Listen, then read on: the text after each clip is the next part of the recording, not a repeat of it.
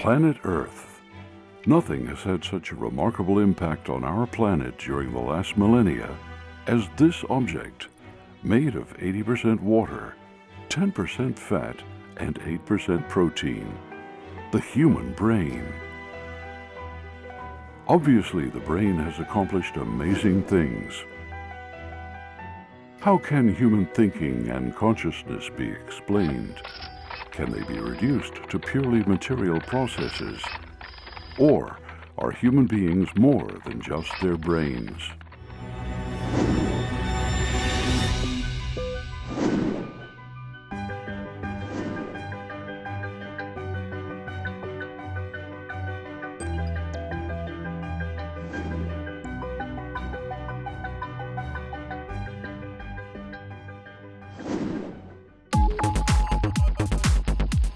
When riding a bike, thousands of sensors register the smallest accelerations and changes in pressure. The nerves transmit these signals towards the brain within a split second. After processing these signals, the brain initiates the reaction of millions of muscle fibers through neuronal pulses. This way, a biker can keep his balance, even in difficult situations. Brain and body together accomplish extraordinary abilities. Scientists want to understand the mystery of the brain. The brain contains about 100 billion nerve cells.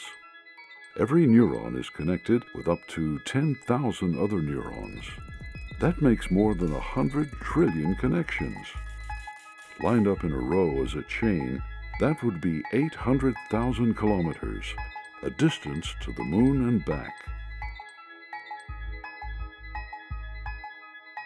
The electric pulses in the neuron fibers are transmitted at a speed of up to 450 kilometers per hour.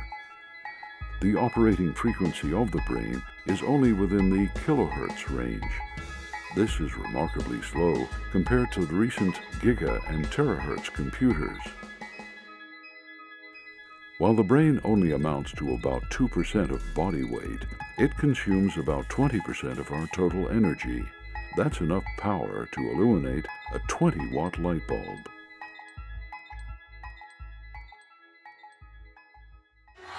A masterful achievement of the brain is its ability to evaluate signals from the environment and to react accordingly.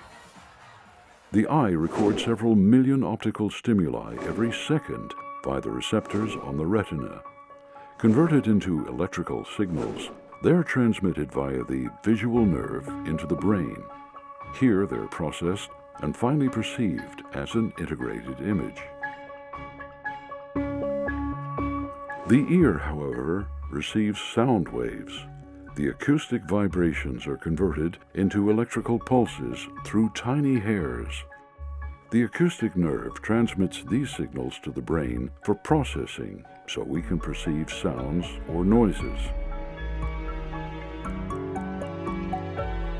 Both sight and hearing start with electrical signals, which, after processing, result in very different forms of perception.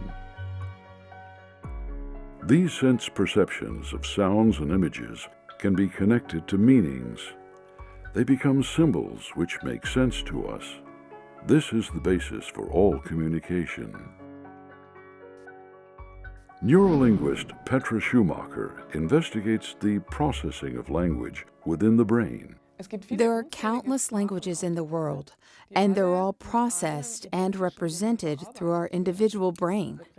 So the question arises, what is the connection between the diversity of languages and the brain? During an eye tracker experiment, the movement of the pupil is tracked while a test person is looking at a text or an image. In which way do they connect concepts they hear with objects or people that appear simultaneously on a screen? Studies show that human beings already have expectations about the structure of pictures and texts. If an expectation is not fulfilled, the focus of the gaze is delayed. New sense perceptions are continually compared with existing experiences.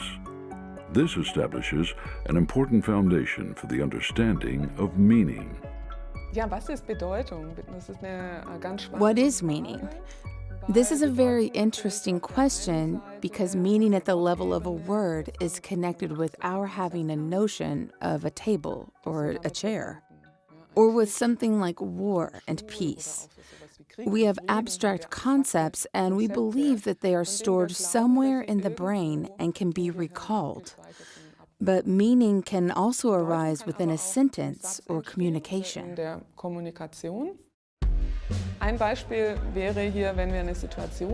An example would be a situation in a restaurant.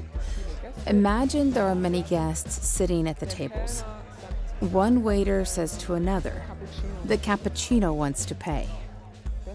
If we hear this phrase without context, we might say, "Impossible. A cappuccino can't pay."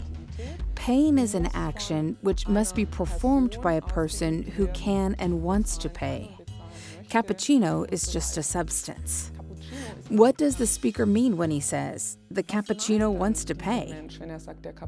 He means that the person who ordered the cappuccino wants to pay. We often use such shortcuts in our communication. With only a few rules, human language can comprehend innumerable concepts. This distinguishes human communication from that of animals. In my view, the distinction between human beings and animals is language. I don't think that animals have a language in the sense we credit humans with. Animals have limited abilities to communicate. Humans can recognize symbols, combine them creatively, and even use them to develop new meanings. But how do humans learn a language? In order for any sound to be given a meaning, another person is needed, another human being speaking the same language. It is an interesting observation that we need contact with other humans to acquire language. We need another person giving us input in order to understand the rules of a language, to know how my language, German, English, or Chinese, works, and of course, to comprehend words for certain concepts.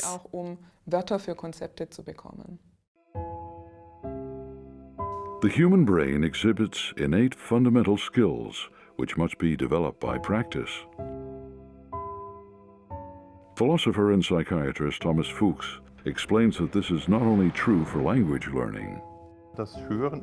Hearing and seeing arise from interaction, which must be practiced and continually repeated, and the brain adapts during this process. Human abilities are developed in the complex interaction between genetic inheritance and the environment. Of course, the brain has inherited potential, but this potential is mostly used, actualized, and realized through the human social environment. Without this potential, a little child cannot learn anything about his or her social environment.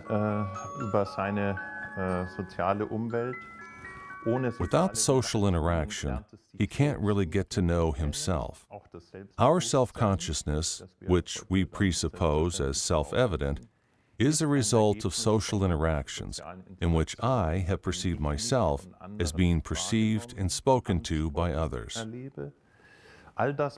All this develops a little infant's brain in a crucial way, and without this, essential features of the brain are not developed. The human brain accomplishes amazing abilities. But how do we arrive at such knowledge? Today, researchers use high-tech medical equipment.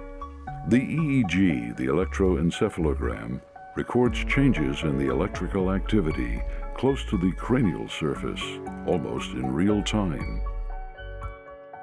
Magnetic resonance imaging provides a spatially resolved view of the whole brain by measuring the response of atomic nuclei to changing magnetic fields. The respective measurements allow conclusions about brain activity to be made. Before these non-invasive tests were invented, scientists relied on the examination of injured people. Sehr viel hat man gelernt aus Erkrankungen. Much was learned from studying diseases and injuries, especially during the wars. Die Hirnforschung, das klingt jetzt. Even though it may sound grim, brain science made a lot of progress during the First World War because there were many people with cranial injuries. Nur eine Kopfverletzung hatte. Neurosurgeon Volker Sturm has performed many operations on the brain. Basierend auf computertomografischen Voruntersuchungen. Based on preliminary investigations using computer tomography, we can simulate every operation and implant electrodes into the relevant areas with the highest precision.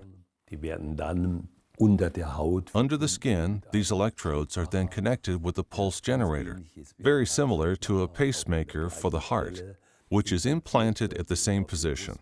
For example, on the chest muscle under the skin. The goal is to restore the malfunctioning processes back to Zur normal. Normalität zurückzuführen. The surgeon explains the successful operation on a patient suffering from Parkinson's disease. Also so war das. This is how he was before the surgery. The patient trembled enormously. Here he is trying to take a glass of water. Zu nehmen, zu trinken. 3 months after the brain surgery, the patient is able to control his actions through deep stimulation. Simulation läuft. The stimulation is on. He doesn't even realize it. And you can see that he can move his right hand in a completely normal way. That is the check. He can even pour the water into another glass. And now the stimulator is switched off. Do such impressive successes prove that humans have unlocked the way the brain works? Wir wissen noch ganz wenig. Aber wir wissen We know very, very little. ausreichend But viel. in spite of this level of knowledge, we have enough information to intervene effectively in the case of specific illnesses. Bestimmten Erkrankungen schon sehr effizient eingreifen zu können. Brain structure obviously has an impact on the capabilities of a human being, but can measuring the brain help us to make statements about the personality of a human being? Theologian Christina Austerau has investigated this issue. I find it extremely exciting and challenging to discover and understand the impact of damage to the brain, such as Phineas Gage, the railway worker who was made famous on account of his injury. An explosion caused an iron rod to be speared through his brain, but he survived as if by a miracle. He recovered, but his character seemed completely changed. Having been a reliable, honorable worker, a faithful husband, and a caring father, he turned into a difficult man who cursed, lied, and didn't turn up for work. His character was completely changed, and apparently that was connected with his brain injury. Yet neuroscientists dispute to what extent and how sustainable the personality of Phineas Gage really changed, and whether social and other factors were responsible for this. A change in brain structure can indeed result in a change of functionality. However, certain functions cannot be attributed to specific areas in a one-to-one manner. The brain can adjust its structure to a certain degree and is therefore able to learn. Man kann sich diese Lernfähigkeit, This ability to learn is called the brain's plasticity, which occurs in our interactions, our actions in the environment. Tätigkeiten in der Umwelt erfährt. Man kann sich das vielleicht veranschaulichen. We can illustrate that with a simple example, such as learning to type with a typewriter or a computer keyboard. Tastaturschreibens darstellt. Wir tun das We do it by placing our fingers on the keyboard and then, step by step, associating the letter keys with the respective fingers. mit den jeweiligen passenden Fingern in Verbindung bringen. Was passiert dabei im Gehirn? What happens in the brain? Verknüpfungen. The brain now develops connections between the motor function of the specific fingers and the meaning that is attributed to this movement. namely pressing the key of a specific letter. Tasten. Das Gehirn passt sich hier The brain adjusts itself as well as possible to this interaction. In the end, we are able to type. This means we do not have to recall these associations consciously, but our fingers have acquired this knowledge. bewusst klar zu machen, sondern die Finger haben nun dieses Wissen erworben. Ich bin in der I am Lage, able to type the word habit without having to recall that the letter H is associated with this finger and A to that finger. Hence, a new ability has arisen, which translates the word habit directly into the movement of my fingers. unmittelbar in die Motorik umsetzt, die meine Finger dann ausüben. The brain is flexible. Its structure can adapt. Neuronal roots that are frequently used are reinforced, while others degenerate. Experiences leave their traces in the brain. It can be trained, or, due to lack of exercise, corrode in a figurative sense. But what happens if the brain never developed completely, or if a part of the brain had to be removed by surgery, for example, due to a tumor? Numerable examples demonstrate that the brain is capable to compensate for these deficiencies remarkably well. Many people with such brains are not visibly different. For example, one girl had to have half her brain removed due to chronic inflammation. Yet this girl was still able to learn 2 foreign languages. And what about children who are born without a cerebrum? Can they exhibit human characteristics at all? Man hat lange geglaubt, dass For a long time, people believed that these children could not be conscious or experience anything at all. But it turned out that even those children with a missing cerebrum were able to interact affectionately on an elementary zu level. ganz elementaren und sogar rührenden Interaktionen in der Lage sind. For example, this little girl makes small elementary movements which can be interpreted as smiling when her brother is laid on her lap. So she seems to experience joy, and she even performs simple movements in order to encourage this experience to be repeated. Bewegungen aus, diese Erfahrung wiederkehren zu lassen. Another astonishing example. When you see the reduced brain of this 44-year-old Frenchman, you would never expect that he has an average IQ. He works for the government. Development and functionality of the brain are obviously more complex than simple models suggest. A similar assessment is given by the Nobel Prize winner for medicine, Thomas Südhoff. Ich möchte mal prinzipiell dazu sagen, dass wir die Komplexität oder den Aufbau. Generally speaking, we are beginning, very slowly, to understand the complexity and structure of the brain, but only in rough terms. Es ist einfach nicht so, dass man sagt. It simply cannot be said that one part of the brain does this or that. We simply don't know that. We do know how sensory information enters the brain, but we don't know at all how this information is processed. Wissen wir überhaupt nicht. To explore such questions, neuroscientists study simpler organisms. Also eines der Modelltiere. One of the archetypal animals used in neuroscience to better understand the brain is Caenorus habditis elegans, a very tiny worm. We know exactly where every cell is located in the organism, how many cells there are, and how they develop, how many neurons there are, how they are connected, and how the synapses form. Und wie die Nervenzellen verschaltet sind, wie die miteinander Synapsen formieren. Man weiß seit mehr For more than 20 years, it has been known that there are 302 neurons, and because of the microscopic anatomical reconstruction of the whole organism, we know how they communicate. But from this, we can't deduce how the nervous system really works. Das kann man daraus noch lange nicht ableiten. Man weiß nur, wo sie miteinander kommunizieren. Man weiß We only know where the nerve cells are communicating, but not what this communication looks like, how the synapses transmit stimuli and information, and how they process information, and what each single neuron is doing. Aber selbst bei 300 Nervenzellen ist es bis jetzt nicht möglich, ein Gesamtbild zu haben.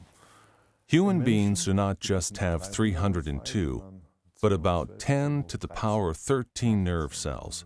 Billions, billions, billions. And for about 99.9% of these, we don't know how they are interconnected. So before we arrive at a deeper understanding, we will have to wait just a few more years. Müssen wir noch ein paar Jahre warten. So, do neuroscientists simply have to gather more data to understand the mental capabilities of human beings? Is the origin of consciousness only a question of the number and interconnection of neurons?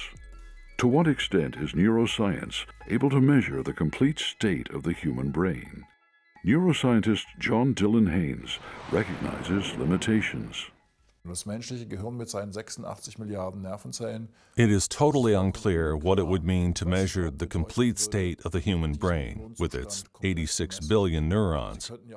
One could not even stop with one measurement for each nerve cell. You would also have to measure each synapse and every membrane segment. So it is not entirely clear what it would mean to measure the complete state of the brain and what would be sufficient for a prediction. Nobel Prize winner Thomas Südhoff warns us to be very cautious about assuming complete models from such measurements. As scientists, we must have a very clear view of where we stand and what the challenges are. Of course, we must try to understand things better. But we cannot simply go there and say, that is the way it is. Somehow this will work. And then we will do this and try that. It is a simple fact, in my opinion, that we must say, we just don't know. How far can the analytical power of science go in these questions? Philosopher Brigitte Falkenberg explains. The natural sciences help to make our everyday knowledge more precise and understandable. We philosophers would like to understand how we can intervene in this world and where the limits are. How our consciousness is able to make decisions that then turn that into reality. The way we experience ourselves and brain research has not been able to explain this. Behavioral neurobiologist Boris Kochubay thinks there's a principal limit of the neurosciences here. You can't describe the whole world with physics alone. And in the same way, you can't describe the whole world with neurophysiology alone.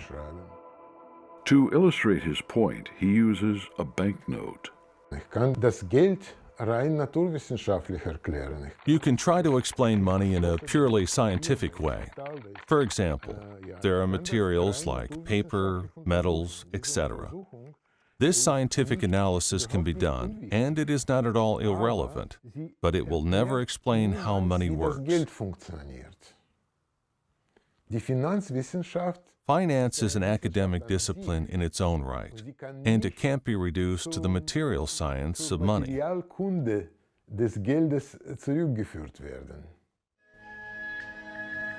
So a principal problem is that neuroscientists can only measure the activity of the brain, but not the content of our thoughts.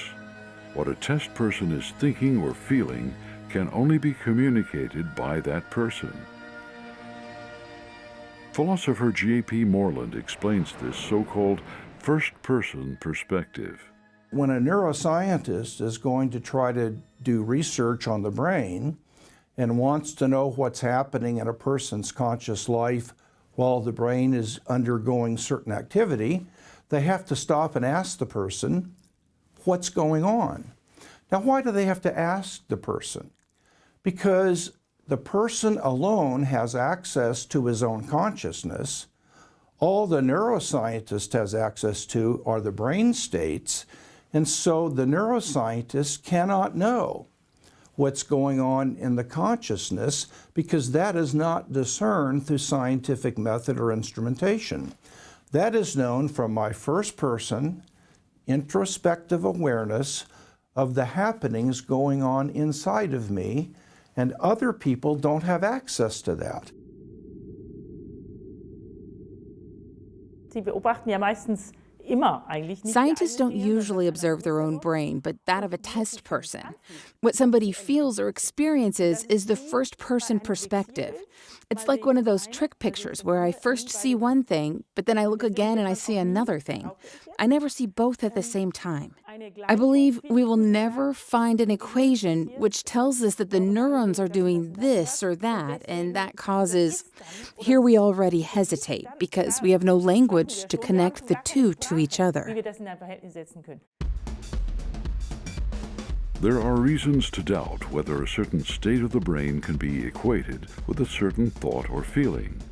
Neuroscience is always looking at human beings from the outside, but what someone experiences on the inside is only known by the person himself. Of course, we can observe biological correlates for concepts like freedom, faith, love, or laughing. We can ask, what happens in the brain when we exercise freedom, have faith, love, or laughter? But what the phenomena themselves are, what they mean, what they feel like, this can't be seen in a neuronal network. However, it's precisely this inward experience that's central to being a human being. For example, couples in love are on cloud 9.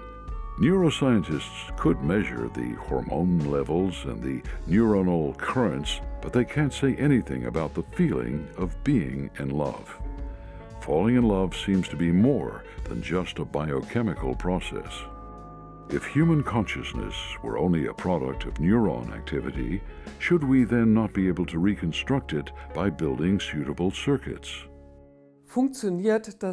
Does the brain work like a computer, or do some computers come close to working like a brain? Of course, the question is whether a computer built by humans could really create consciousness. Eager supporters of artificial intelligence will say, of course, this is only a matter of time. We will one day succeed. As a philosopher, I am rather skeptical about this, because we know that the brain is the most complex entity in the universe. That's what the neuroscientists say. And the brain can't be detached from the human organism. We are not brains in a vat, to cite a favorite example from philosophy. Our brain is part of a living organism, and it is by far more complex than an artificially produced computer.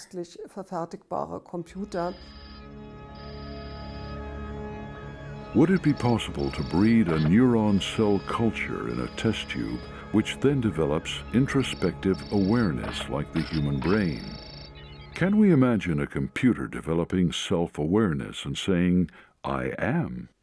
What is the difference between human thinking and the calculations of a computer? The computer's not rational. It doesn't literally go through thought processes. It simply is programmed so that it can imitate consciousness. Now think about what it's like for you to deliberate about what you're going to do this afternoon. You're thinking, am I going to go for lunch for Mexican food, or should I go back to the office and finish some work I have to do? And you weigh these different things, and eventually you make a decision. Every stage you are aware of what you're thinking about. Computers can go through imitating calculations, but they have no sense of, oh, well, that's a 2, and this is the add sign. They're constructed to imitate consciousness. They do not actually engage in it. A computer can only simulate external behavior and produce certain calculated results. But this is not enough to ascribe consciousness to a computer. The simple fact that an artificial system, like a computer, performs certain input-output connections is certainly not sufficient to say this process is anything like meaningfulness, consciousness, or experience. This is illustrated by the so-called Chinese room thought experiment. Here, a person writes down questions in Chinese letters and passes them through a small slit into a closed room. The person in that room doesn't have a clue about Chinese letters, but is using a sign translation table. He manages to compose a correct answer. The correct answer does not prove, however, that the person understands Chinese. It only shows that he could connect the symbols in the right manner.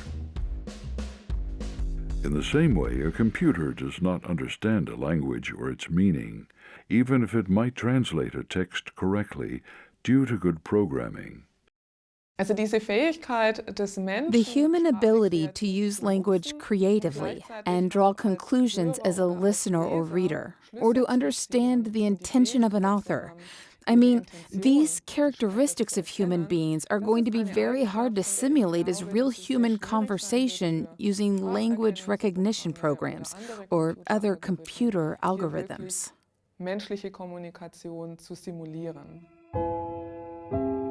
While human beings can understand meaning and experience feelings, a computer only produces corresponding output for a given input. In spite of certain similarities, human beings, including their brains, seem to be fundamentally different to computers. Das Gehirn ist sehr langsam. The brain is very slow. Only now, after the development of computer technology, have we understood just how slowly the brain functions. But in spite of these disadvantages, this device enables incredible adaptation to the world of our fellow humans. We have an incredibly fine ability to understand others and to view others as human beings. A computer lacks self-consciousness. It can't be called a person, and personal relationships are not possible. But what then is this I of a human being? Can this I be localized in the brain? Theologian Ulrich Eibach explains his view. Das Ich sehen wir nicht im Gehirn. The I, or the self, can't be seen in the brain. The I is not an entity that can be identified in specific areas of the brain. Gefühlslose, noch nicht mal schmerzempfindend. My brain is an unfeeling organ, not even able to sense pain, and I, as I sit here, am not my brain, but I am Ulrich Eibach, a unity of body and soul, and I don't say my brain is thinking, but I am thinking. Sage ich nicht, mein Gehirn denkt, sondern ich denke. Wenn wir versuchen, komplexes Verhalten. It is impossible to try to explain the complex behavior of certain heroes in literature or important persons in history, Das Verhalten von Jesus zum Beispiel. such as Jesus, Goethe, or Buddha, on the basis of epiphenomenalism. Aufgrund des Epiphenomenalismus. That means without taking into account their consciousness, treating them like pure machines. That's not possible. No way. Das ist einfach unmöglich. You could express it like this. To explain consciousness is very difficult, but to explain human beings without consciousness is even more difficult. Erklärung des Menschen ohne Bewusstsein ist noch viel schwieriger. Consciousness exists, although there is no explanation for it. We have no access, and I am absolutely sure that we will never be able to explain it. This is one of the very great mysteries. The I or self is closely connected to consciousness.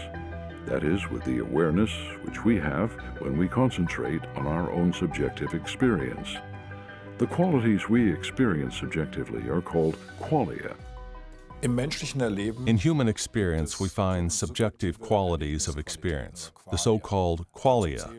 Among them are the colors which we see, red, green, blue, and the sounds which we hear, aromas we smell, and so on. But if you look into the brain, then you look at the 86 billion nerve cells of the average brain, but nowhere will you see colors, sounds, or smells. The neurons are all very similar. It's hard to distinguish them from one another.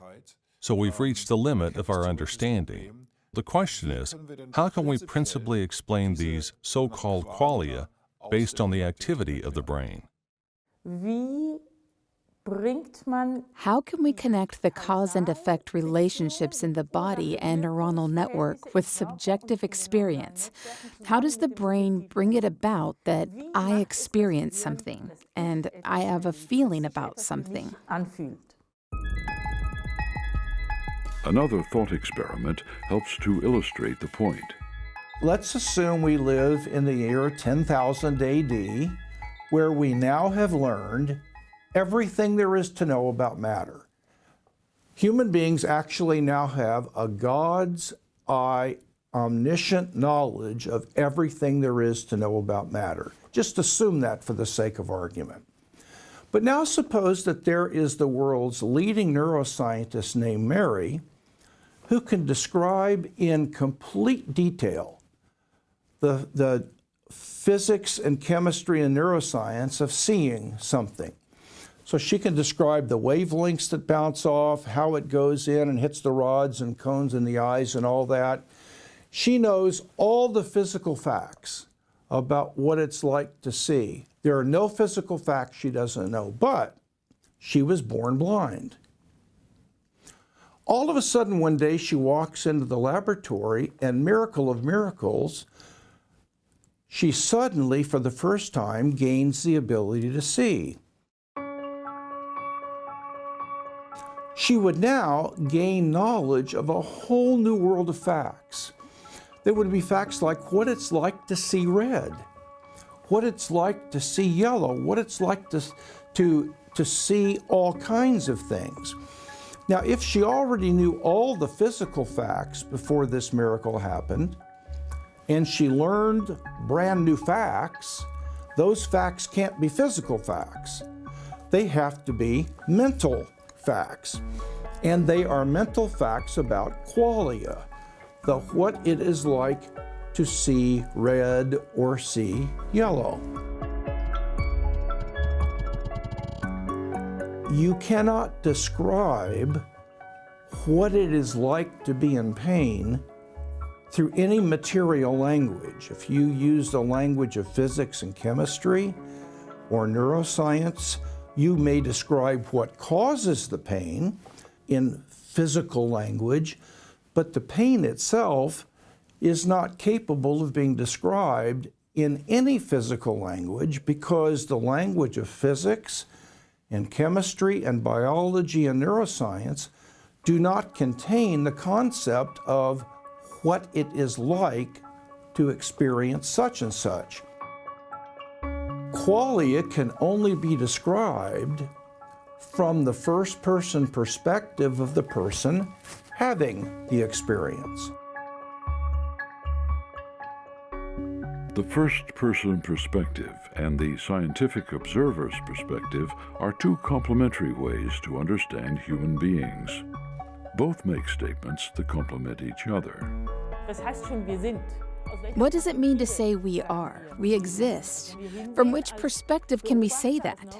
When we take the view of the neuroscientist analyzing everything using microscopes and computers, etc., then we see the way the body functions. When I talk to you, then I don't see you just as a body, but as a person, as a you. And when I try to listen to myself, what I think and feel, this is again another perspective that can't be reduced to the perspective of how the body works. The qualia problem is closely connected to the problem of free will. For example, a racing car driver must perform complex maneuvers within a very short time. On the one hand, he makes conscious decisions. On the other hand, his reactions occur nearly automatically. To what extent does the racing car driver make a free decision? To what extent is he determined by the circumstances?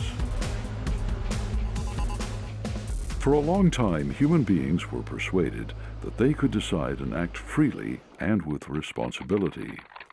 Experiments in the 1970s put this into question. They suggested that human beings are determined by processes in the brain and have no free will. But neuroscientists have been re-examining the question of free will using different experiments. Wenn das Gehirn einmal ein Anzeichen dafür zeigt, dass es sich entschieden hat. If the brain indicates that a decision has been made, can one still cause human beings to revise their decision? Imagine a row of dominoes. When you push the first domino, usually the whole series falls down until the last domino has fallen.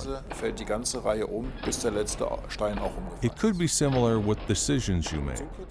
As soon as brain activity is seen, indicating that the brain has made a decision, this would correspond to the first domino that was pushed. And then there follows a cascade of events, which occurs completely in sequence, until the last decision arriving at the last domino. That's when you finally act. Und dann setzen Sie die Handlung um.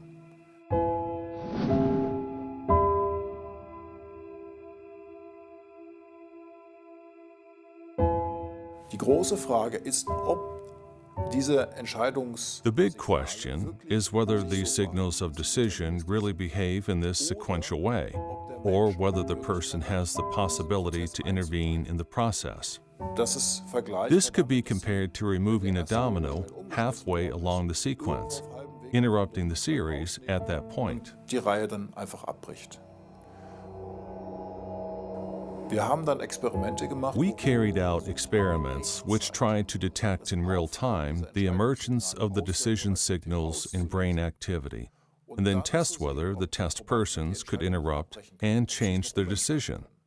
The result was very surprising. Human beings can indeed revise a decision up until a very, very late moment, just before they start to move. Kurz bevor sie anfangen, sich zu bewegen. Other experiments suggest that changing a decision can happen at any point in time. So are human beings free to make decisions? What is this so-called free will? Philosophers give differing definitions.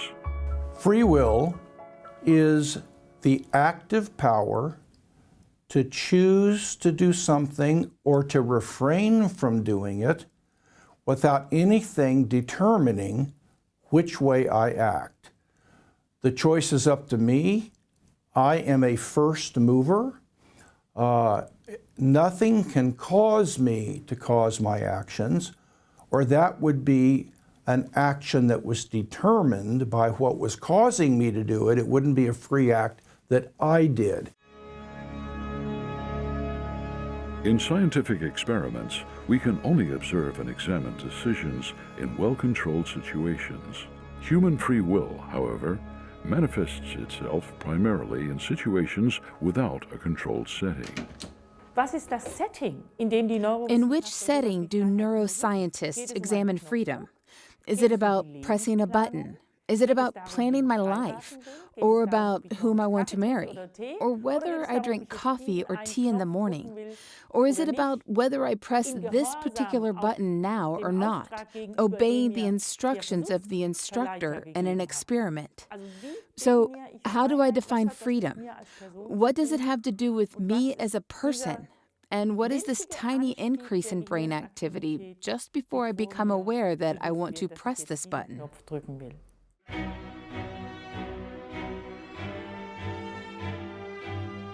If human beings could not make free choices, how could they be responsible for their actions? They would only be following the impulses of their neurons. Couldn't we then predict future behavior of human beings based on their brain structure? Criminals could be convicted by scanning their brain before they committed the crime. It's an ambivalent issue for the legal profession. When can a criminal be held responsible for his actions? How should a judge decide? Die grundsätzliche Entscheidung. The basic decision to show empathy or not can be made and must be made.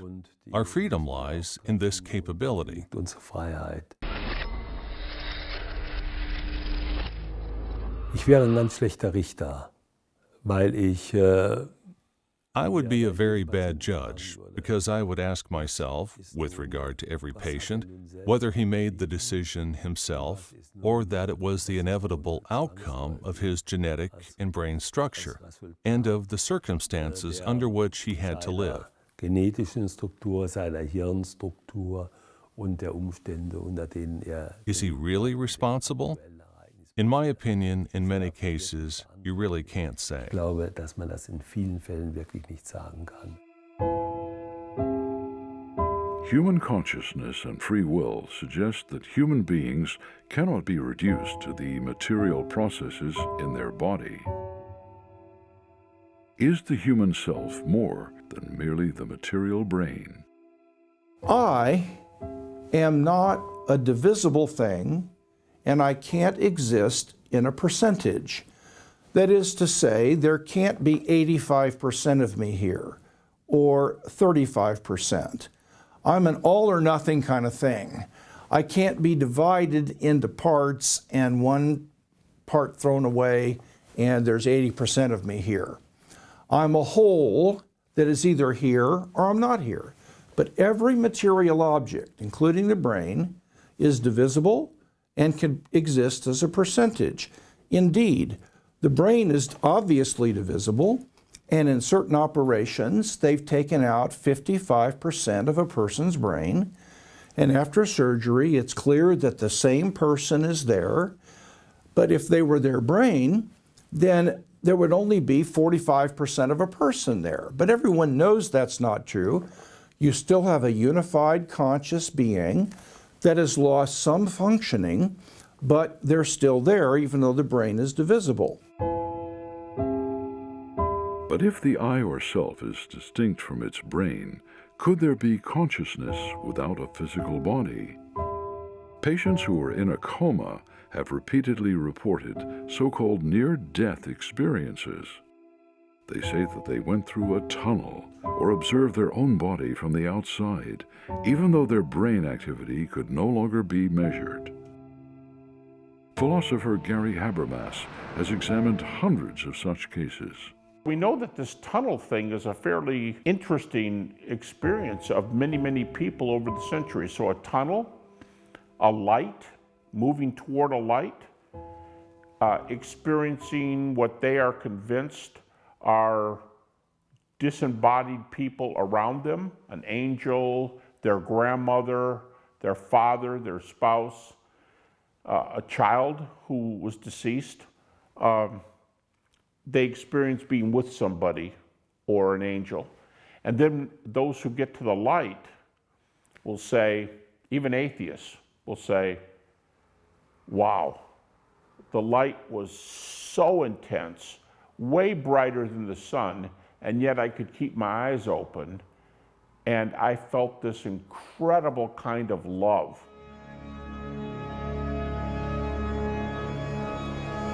Could these near-death experiences be regarded as psychopathological exceptions? There are too many of these for them to all be mistaken. And what you find is that they have certain features in common cross-culturally.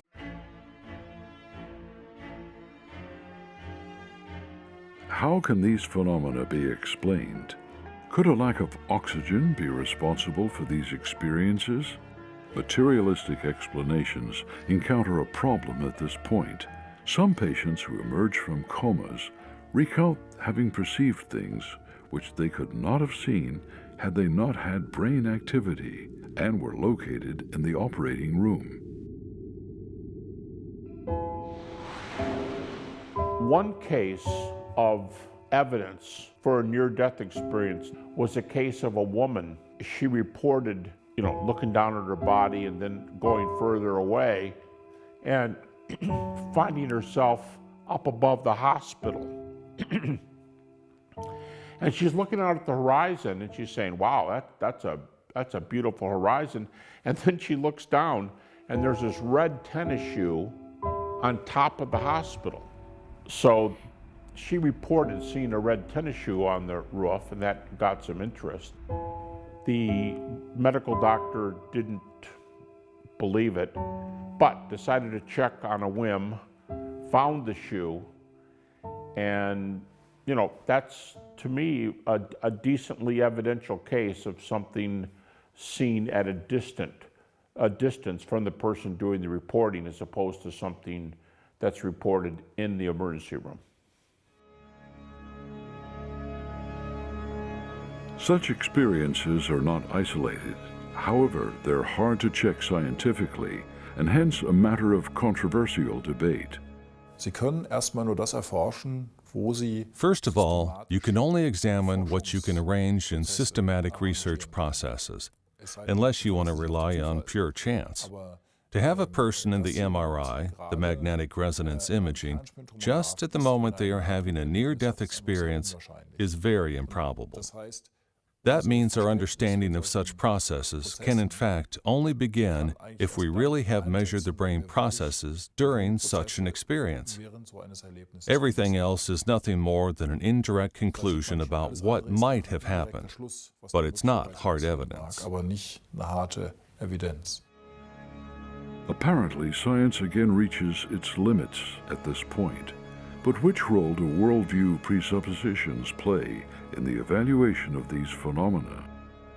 Die Nahtoderlebnisse sind eine Herausforderung an unser materialistisches. Near-death experiences challenge our materialistic understanding of the world because they suggest a spiritual dimension to life, which can function without material basis. Ohne materielle Basis funktionieren kann.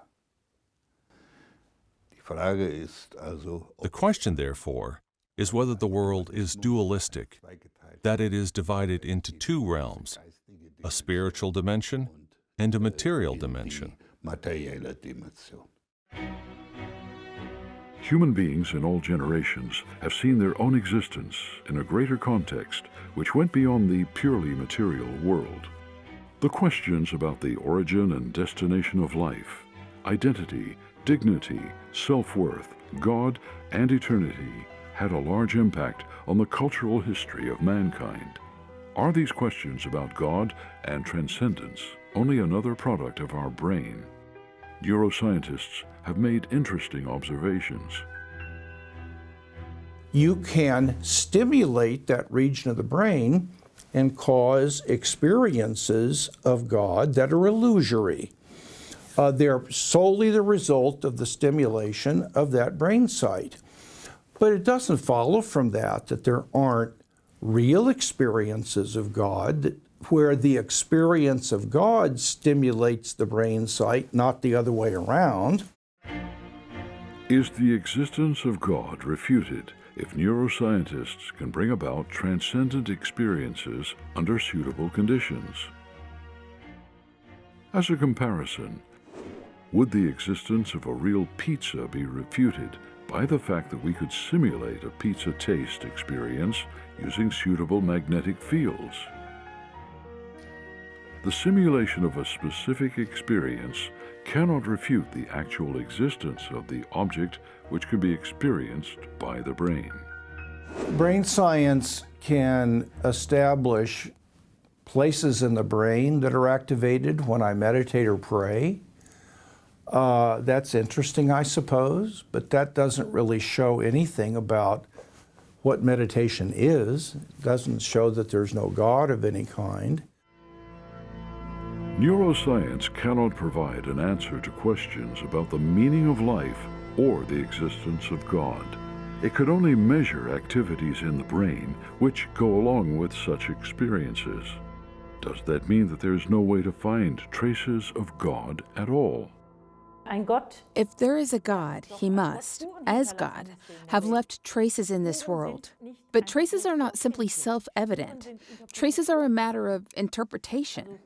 If I believe and am persuaded that God has helped me, that he intervened, the very same event that can be explained completely different from an observer's perspective, which is not connected to this second-person perspective.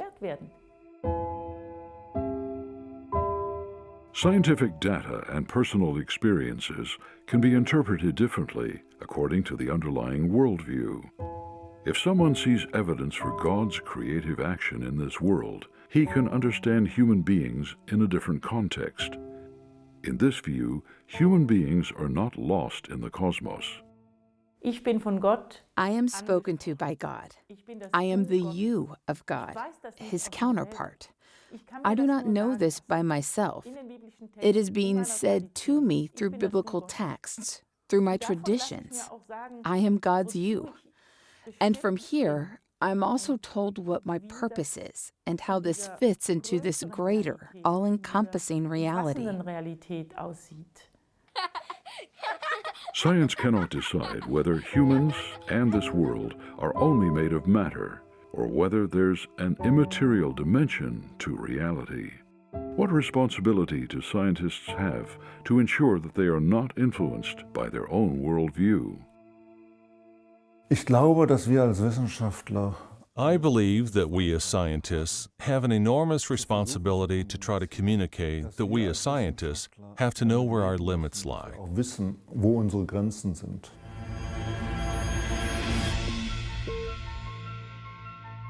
Neuroscience provides fascinating insights into the human brain. The function of the brain is closely connected to the capabilities of human beings.